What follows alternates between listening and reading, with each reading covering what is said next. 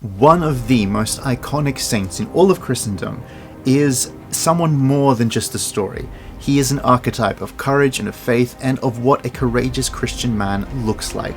Today we're going to talk about the trophy bearer, the great martyr, the wonder worker, Saint George.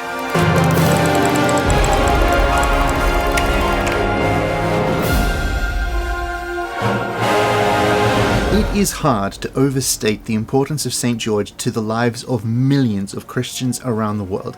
An entire feature-length documentary could be made just on how he is celebrated and has been celebrated for centuries, everywhere from England through to the Middle East to the southern end of India. He is a hero, an image of honor, of chivalry, of goodness, and of valor. He has inspired generations of Christian men to be better men. He has inspired generations of Christians to sacrifice in the name of God. We have some homework written by a small boy in the 13th century in the city of Novgorod, and he portrays himself as a great warrior with a spear riding on a horse, and the posture and pose is exactly like that of St. George on the horse in Orthodox iconography. St. George is the patron saint of England. The flag of St. George, the red cross on the white background, is the official flag of England. It is the central cross in what we often call as the Union Jack. That's St. George's cross combined with the flags of St. Patrick of Ireland and St. Andrew, the patron saint of Scotland. That means that the cross of St. George is on many flags all around the world, including the Australian flag. You will also see the red cross of St. George on the flag of Georgia.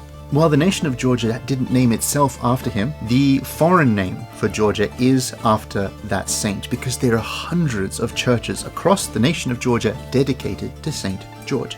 He is the patron saint of many places around Europe, cities and counties. In the Middle East, he is remembered fondly by his fellow countrymen because it is there that he grew up and he lived, and it is there that his body is buried. He is so loved there that on his feast day every single year, the shrines and churches are full not just of the local Christians, but Muslims who have lived in that area for centuries will also go to Christian locations to honor the memory of Saint George. Tales of miracles involving Saint George have continued over the ages and continue today over 1700 years after his death. Saint George was born to a wealthy and noble family. His mother was the kind and devout Saint Polychronia. She gave an example of deep faith to her son. Her husband, George's father, died when he was a very young boy, martyred as a saint in the Roman army. His name was Gerontios, and St. George followed in his father's footsteps in a career in the Roman military. He rose through the ranks very swiftly. Soon he was commanding 1,000 men and became respected across the Roman army, not just for his courage and skill in battle,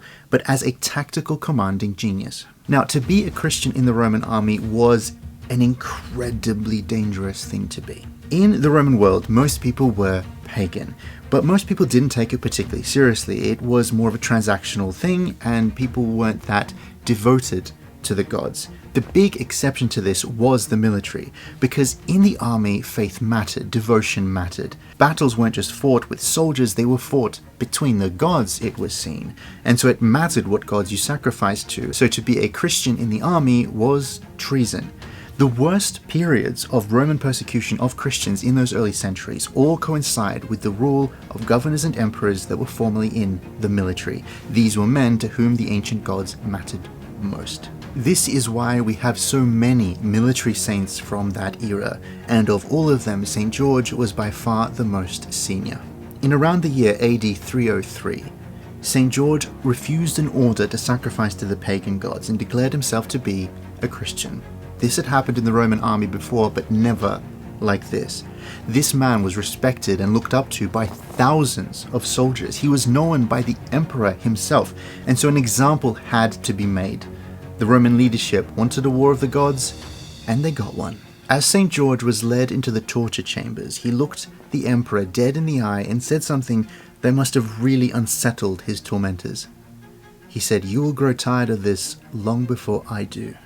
The tortures began, and they were brutal, and they went for a very long time. At any point, St. George was allowed to interrupt the proceedings and deny Christ. That's all he had to do. He would have been taken to a temple to offer sacrifice, he would have given it and been reinstated. And he never did. At some point, when he was weak and bloodied and broken, and his torturers thought that he was near death, he was dragged a crumpled heap into the temple and dropped on the floor there before the emperor. But several people heard a voice say to him, "Fear nothing, George, I am with you." And some beheld an angel walk up to him and raise him to his feet. He stood defiant in front of the emperor. At this sight, 2 soldiers, personal bodyguards of the emperor, stepped forward and declared themselves Christians. They were beheaded on the spot, and St. George was dragged back to the torturers.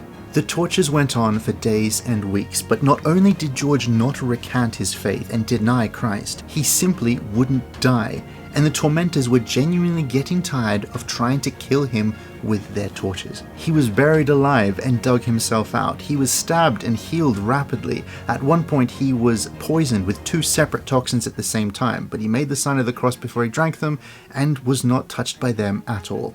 Then one day he seemed to be at his weakest ever, and the guards thought that he was ready to break.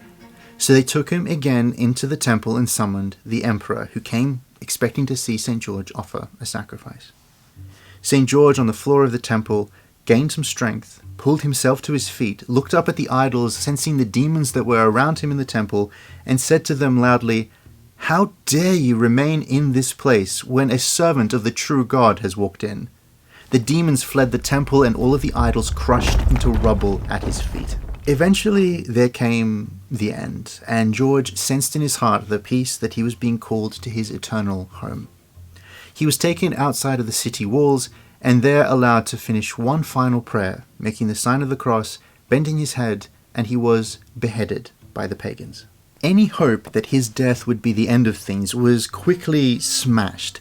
Many soldiers across the Roman army became Christian because of his example. His courage galvanized Christians all over the empire. Just a decade after his death, the Edict of Milan was passed. This allowed soldiers in the Roman army to publicly express their Christian faith. Churches dedicated to the memory of St. George were built all over the world. For the Roman soldiers that followed St. George's example, it wasn't just that he had displayed the pinnacle of what it was to be a courageous Christian. He had displayed the discipline, courage, loyalty, duty, and physical endurance expected from the best of the Roman army. He had displayed the best of what a Christian and a Roman soldier should be. Now, obviously, his most famous story occurs when he is still a soldier. And it is that there was a town by a lake being tormented by a dragon living nearby. Now, dragons were brutal and dangerous beasts in this world. They're far from the magical creatures of our modern fairy tales. And they were also often seen as having some religious significance, as being a servant of the gods. And so in this particular town, there was a tradition of regularly offering to the dragon a sacrifice, a young woman, for him to eat and be satiated and not come near the town. St. George heard about this, was disgusted by it, and went to defeat the dragon. He rides in on a white horse with a spear and kills it, dragging its body into the streets before preaching the gospel. It is the ultimate story, the story of a knight in shiny armor saving a damsel in distress, of a chivalrous knight saving a people, and of course of the highest order of what it is to be a knight, to be a faithful servant of God. Today, the Bay of St. George can be found in Beirut, a city that also sees St. George as its patron saint. There are many churches and hospitals dedicated to him there, and it is at this Bay of St. George that this event of killing the dragon is said to have taken place. This story, with the dragon depicted, is the most common and most familiar representation of St. George that you will see in Orthodox iconography. St. George rides in with a spear atop a white horse. The spear normally has a cross at the end, and the dragon is always at the bottom of the icon, writhing. He is always smaller than the horse, smaller than St. George.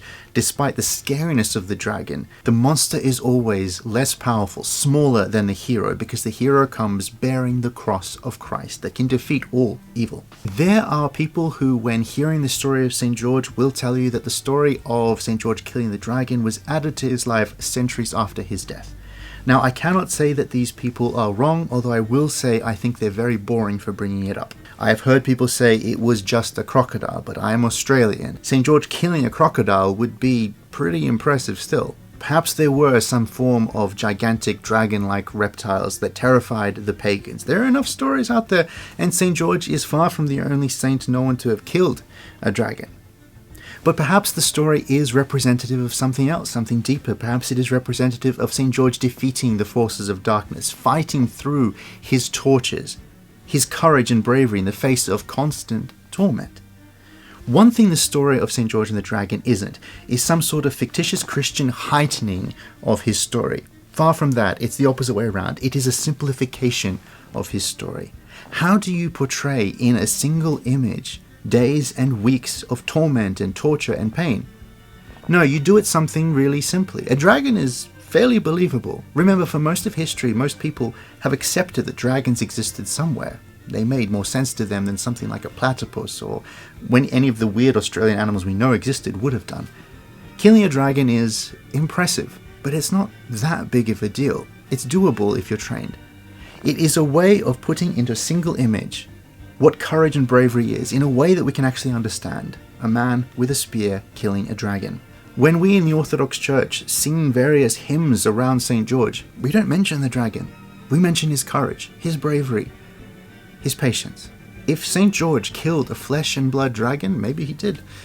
It is the least impressive thing he did. In any case, this image doesn't post-date George. It predates him by centuries. What is commonly known as the Thracian horseman is a posture and a figure of art in many pre-Christian Roman cultures. A noble man on a horse with a spear fighting normally a wild boar, sometimes it's a serpent. The Christians, when they portrayed George like this, knew exactly what they were doing, painting him in the style of their ancient heroes. Because the ancient heroes were figures of great legend and mythic renown. They were demigods. But ours, in this new Christian age, is a man named George. Now, George is a name that means something like tiller of the earth. It's a very basic, real, normal, human name. All of these ancient demigods and heroes of the ancient Greeks and the ancient Romans, they are nothing compared to a flesh and blood mortal man that suffered tortures and died in the name of Christ. He was more powerful than all of them. When asked in the midst of his tortures by a pagan sorcerer how he had learned to withstand such pain, George said to him, "This is not me, I am just a man. What you see is the power of my Lord Jesus Christ." And St. George, through the power of Christ, slew a dragon. Now, most of us know that dragons exist. They come in different forms, shapes, and sizes, and we may have to fight them.